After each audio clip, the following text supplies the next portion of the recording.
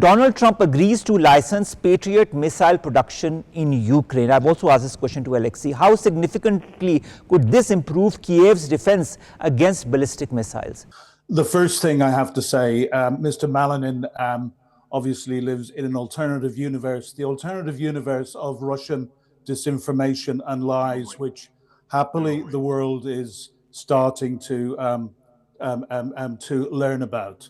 So first I want to talk about the so-called peace deal, which was hammered out between Vladimir Putin and Donald Trump in Anchorage last year.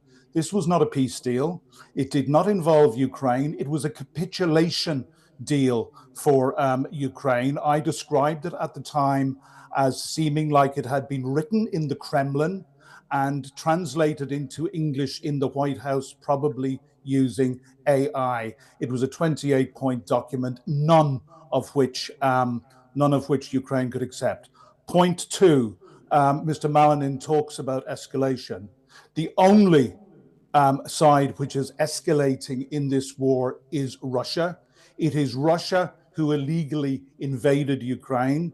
It is Russia who can end this war tomorrow by simply getting the hell out of Ukraine, where they have no right to be and where they have no right to be murdering, raping, and torturing Ukrainian civilians and also kidnapping Ukrainian children. These are all facts which are very, very well documented, not just by Ukraine, but by the international community. It is interesting that Mr. Malinin says that Ukraine's strikes on the oil industry and the Wildberries base have no big impact on the Russian economy.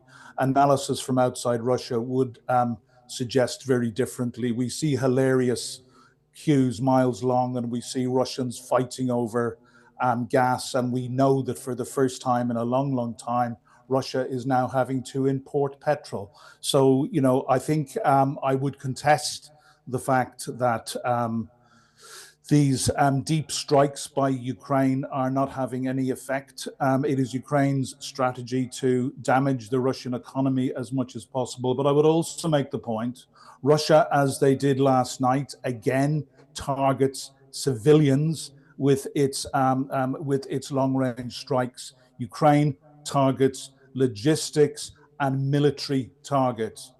Maybe some civilians get killed or injured in these attacks. Unfortunately, that is the nature of war, a war which Russia should not have started.